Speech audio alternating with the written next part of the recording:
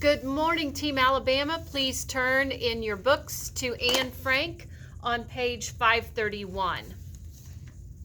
We're ready for page 531. Mrs. Van Dan to Mrs. Frank. In my day, it was the boys who called on the girls, not the girls on the boys. So Mrs. Van Dan's kind of getting on Mrs. Frank, saying Anne shouldn't be going to Peter's room and Anne shouldn't be talking to Peter by themselves. And so she's just kind of being interfering. Mrs. Frank, you know how young people like to feel that they have secrets. Peter's room is the only place where they can talk. Talk? That's not what they called it when I was young. Mrs. Van Dan goes off to the bathroom and Margot settles down to read her book. Mr. Frank puts his paper away and brings a chess game to the center table. He and Mrs. Frank start to play. In Peter's room, Anne speaks to Peter, indignant and humiliated. Aren't they awful? Aren't they impossible? Treating us as if we are still in the nursery. She sits on the cot and Peter gets a bottle of pop and 2 glasses. They're kind of like on a date, only they can't really leave. And they're just kind of having this talk and discussion in Peter's room, but they both got dressed up to kind of see each other. Don't let it bother you. It doesn't bother me. I suppose you can't really blame them. They think back to what they were like at our age, and they don't realize how more advanced we are. When you think that wonderful discussions we've had, oh, I forgot. I was going to bring you some more pictures. Oh, these are fine, thanks. Don't you want Don't you want some more? Meep just brought me some new ones. Maybe later. He gives her a glass of pop, and taking some for himself, he sits down facing her. Anne, looking up at one of the photographs, I remember when I got that. I won it. I bet Jopie that I could eat 5 ice cream cones. We'd all been playing ping pong, and we used to have heavenly times. We'd finish up with ice cream at the Delphi or the Oasis where Jews were allowed, and there'd always be a lot of boys, and we'd laugh and joke, and I'd like to go back to it for a few days or a week. But after that, I know I'd be bored to death. I think more seriously about life now. I want to be a journalist or something. I love to write. What do you want to do? Peter says, I thought I might go off someplace, work on a farm or something, some job that doesn't take much brains. You shouldn't talk that way. You've got the most awful inferiority complex. That isn't true. I know I'm not smart. That isn't true. You're much better than I am in dozens of things, arithmetic and algebra, and well, you're a million times better than I am in algebra, with sudden directness. You like Margot, don't you? Right from the start, you liked her much better than me. So Anne's thinking that Peter really likes Margot and not her. Peter, uncomfortably, oh, I don't know. In the main room, Mrs. Van Dan comes from the bathroom and goes over to the sink, polishing a coffee pot. It's all right. Everyone feels that way. Margot's so good. She's sweet and bright and beautiful, and I'm not. I wouldn't say that. Oh, no, I am not. I know that. I know quite well that I am not a beauty. I never have been and never shall be. I don't agree at all.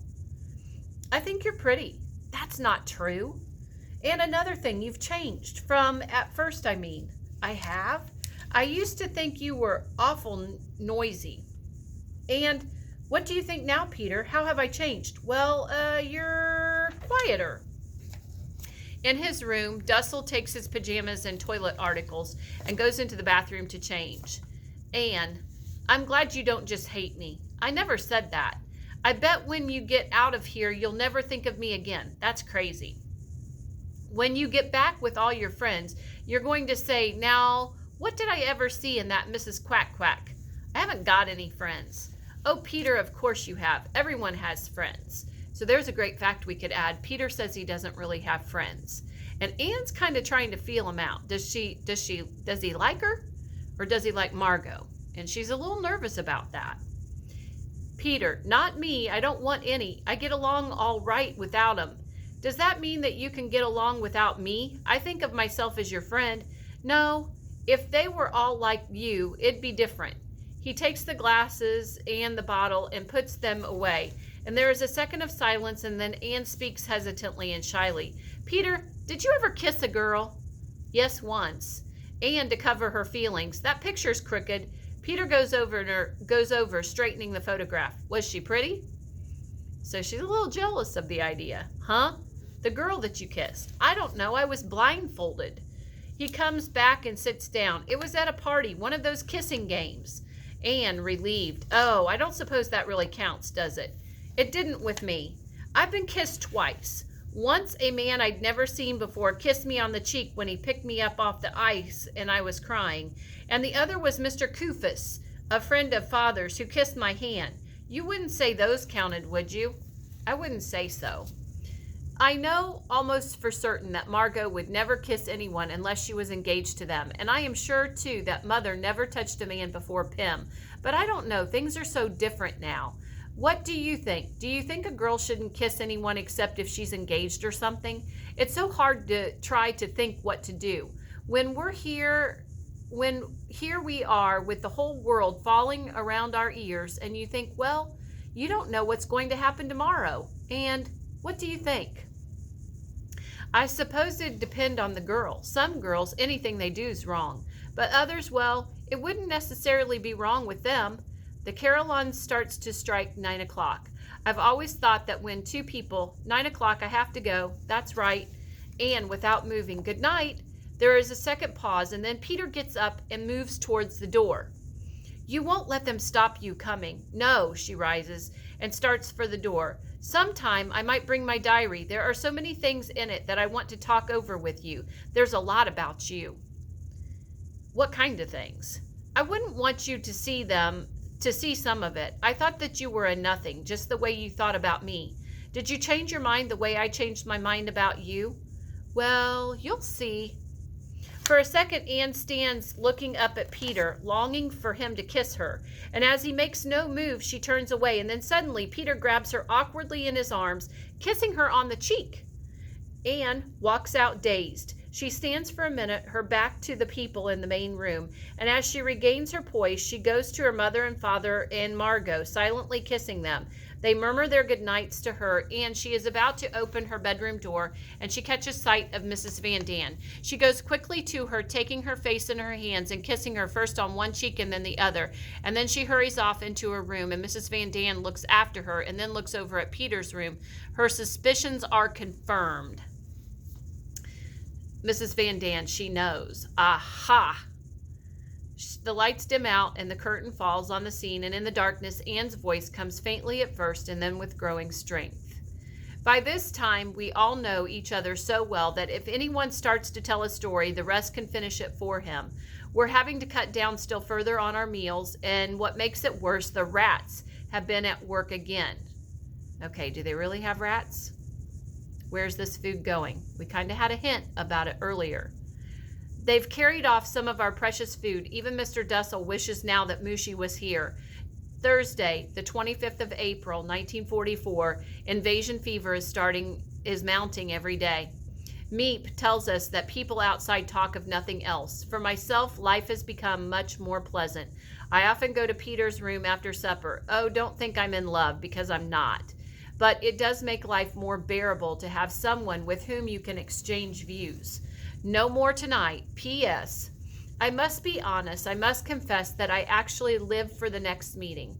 Is there anything lovelier than to sit under the skylight, feel the sun on your cheeks, and have a darling boy in your arms?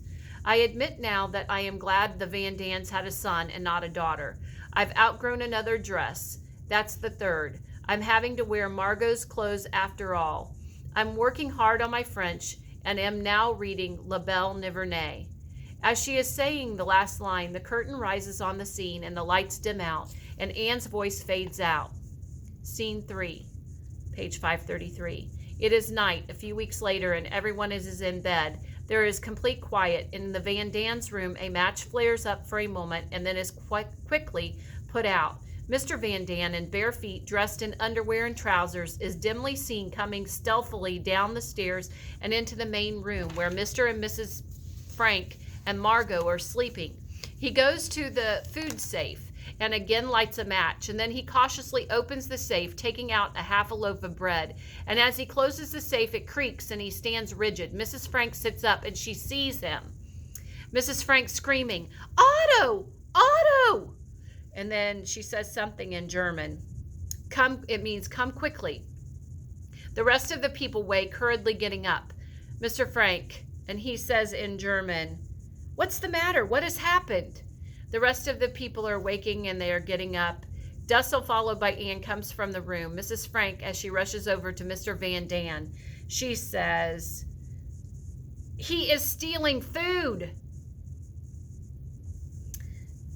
Dussel, grabbing Mr. Van Daan, you, give me that. Mrs. Van Daan, coming down the stairs, Pootie, what is it? Dussel, his hands on Van Daan's neck. "You dirty thief, stealing food, you good for nothing." Mr. Frank says, "Mr. Dussel, for God's sakes, help me, Peter." Peter comes over, trying with Mr. Frank to separate the two struggling men. So Dussel and Van Daan are fighting because he's stealing the food. "Peter, let him go, let go." Dussel drops Mr. Van Daan, pushing him away. He shows them the end of the loaf of bread that he has taken from Mr. Van Daan. "You greedy, selfish." Margot turns on the light. "Pootie, what is it?" All of a sudden, all of Mrs. Frank's gentleness, her self-control is gone. She is outraged in a frenzy of indignation. Okay, so add indignation to your vocabulary. She's upset. She's angry. She's mad. "The bread! He was stealing the bread! It was you, and all the time we thought it was rats?" Mr. Van Daan, "How could you? I'm hungry. We're all of us hungry. I see the children getting thinner and thinner. Your own son, Peter, I've heard him moan in his sleep. He's so hungry. And you come in the night and steal food that should go to them, to the children?" Mrs. Van Daan, going to Mr. Van Daan protectively. "He needs more food than the rest of us. He's used to more. He's a big man." Mr. Van Daan breaks away, going over and sitting on the couch. Mrs. Frank turning on Mrs. Van Daan. "And you're worse than he is. You're a mother, and yet you sacrifice your child to this man? This Edith, Mr. Frank says. Margot picks up the pink woolen stole, putting it over her mother's shoulders. Mrs. Frank paying no attention, going on to Mrs. Van Daan. So normally Mrs. Frank is a very timid person and very quiet and never stands up to anybody. That now she is going to let Mr. Van Daan and Mrs. Van Daan have it. "Don't think that I haven't seen you, always saving the choicest bits for him. I've watched you day after day, and I've held my tongue, but not any longer, not after this. Now I want him to go. I want him to get out of here." "Edith, get out of here? What do you mean?" "Just that. Take your things and get out." Mr. Frank to Mrs. Frank, "You're speaking in anger. You cannot mean what you are saying." "I mean exactly that." Mrs. Van Daan takes a cover from the Frank's bed, pulling it about her. Mr. Frank, "For 2 long years we have lived here side by side. We have respected each other's rights. We have managed to live in peace. Are we now going to throw it all away? I know this will never happen again, will it, Mr. Van Daan?" No. He steals once, he'll steal again." Mr. Van Daan, holding his stomach, starts for the bathroom, and Anne puts her arms around him, helping him up the steps. "Edith, please, let us be calm. We'll all go to our rooms, and afterwards we'll sit down quietly and talk this out. We'll find some way." No more talk. I want him to leave." "You'd put us out on the streets?" "There are other hiding places. A cellar, a closet, I know, and we have no money left even to pay for that." Mrs. Frank, "I'll give you money. Out of my own pocket. I'll give it gladly." She gets her purse from a shelf and comes back with it. Mr. Frank, "You told Pootie that you'd never forget what he'd done for you when you came to Amsterdam. You said that you could never repay him, that you..." Mrs. Frank, counting out money. "If my husband had any obligation to you, he's paid it over and over." "Edith, I have never seen you like this before. I don't know you. I should have spoken out long ago." So she held it in check for a lot of months, and now all of a sudden she's letting them have it. "You can't be nice to some people," Dussel says. Mrs. Van Daan, turning on Dussel, "There would have been plenty for all of us if you hadn't come in here. We don't need the Nazis to destroy us. We're destroying ourselves," Mr. Frank says. He sits down and his head in his hands. Mrs. Frank goes to Mrs. Van Daan. And Mrs. Frank giving Mrs. Van Daan some money. Give this to Meep. She'll find you a place. Mother, you're not putting Peter out. Peter hasn't done anything. He'll stay, of course. When I say I must protect the children, I mean Peter too. Peter rises from the steps where he has been sitting. I'd have to go if Father goes. Mr. Van Daan comes from the bathroom, and Mrs. Van Daan hurries to him and takes him to the couch. And then she gets water from the sink to bathe his face. So Mrs. Van Daan is still babying Mr. Van Daan and giving in to him. Mrs. Frank, while this is going on, he's no father to you, that man. He doesn't know what it is to be a father. Peter starting for his room. I wouldn't feel right. I couldn't stay. Very well then, I'm sorry. Anne rushing over to Peter. No, Peter, no. Peter goes into his room, closing the door after him, and Anne turns back to her mother, crying, I don't care about the food. They can have mine. I don't want it. Only don't send them away. It'll be daylight soon. They'll be caught.